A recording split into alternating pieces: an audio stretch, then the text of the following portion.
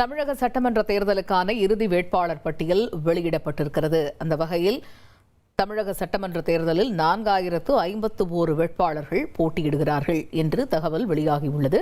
இது பற்றிய கூடுதல் விவரங்களை எமது செய்தியாளர் பாஸ்கர் விவரிக்க கேட்போம். பாஸ்கர், நம்ம ஏற்கனவே இந்த இறுதி வேட்பாளர் பட்டியல் பற்றி பேசும்போது கடந்த முறையோடு ஒப்பிட்டிருந்தோம். கடந்த முறை கிட்டத்தட்ட 4000, அதே போல தான் இந்த முறையும் இருக்கும் அப்படிங்கிறதையும் நீங்க பதிவிட்டிருந்தீங்க. இப்போ அதுக்கேற்ற மாதிரி 4051 வேட்பாளர்கள் போட்டியிடுவதாக அறிவிப்பு வெளியாகி இருக்கு. முழு விவரங்கள் என்ன? தமிழக சட்டமன்றத்துல தேர்தலுக்காக 7599 வேட்புமனுக்கள் தாக்கல் செய்யப்பட்டிருந்தது. அந்த தாக்கல் செய்யப்பட்ட மனுக்கள்ல 2469 மனுக்கள் நிராகரிக்கப்பட்டு 536 மனுக்கள் திரும்ப பெறப்பட்டது. இதன் காரணமாக ஒவ்வொரு மாவட்டத்திலிருந்து நாம் பெற்ற தகவல் அடிப்படையில தற்போது 4051 வேட்பாளர்கள் களம் காண்கின்றனர் அப்படிங்கிறதா தற்போதைய தகவலாக இருக்கிறது. தேர்தல் ஆணையத்தினுடைய அந்த இணையதளத்தில் அது பதிவேற்றக்கூடிய பணிகள் என்பது தொடர்ந்து நடைபெற்று வருகிறது. தற்போது வரை 2000 வேட்பாளர்களுடைய எண்ணிக்கையில் அனுப்பிகள் தான் அவங்க அந்த பதிவேற்றத்தை மேற்கொண்டிருக்காங்க.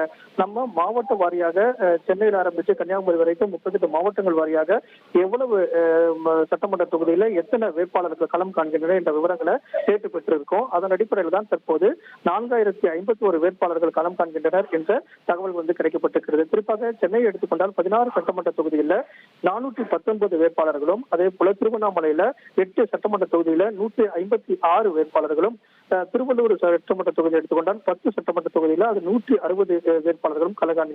இது போல தஞ்சாவூர்ல 65 வேட்பாளர்கள், செங்கல்பட்டு மாவட்டத்தில் 131 வேட்பாளர்கள் 7 சட்டமன்ற தொகுதியை உள்ளடக்கியதாக செங்கல்பட்டு மாவட்டம், ராணிப்பேட்டை எடுத்துக்கொண்டால் 4 சட்டமன்ற தொகுதியை உள்ளடக்கியதாக 65 வேட்பாளர்களும், வேலூர்ல 5 சட்டமன்ற தொகுதியை எடுத்துக்கொண்டு 65 வேட்பாளர்களும், கிருஷ்ணகிரியில 79, திருப்பத்தூர்ல 74, கள்ளக்குறிச்சியில 72, விழுப்புரத்துல 132, கடலூர்ல 127, தர்மபுரியில 83 வேட்பாளர்கள் களம் காண்கின்றனர்.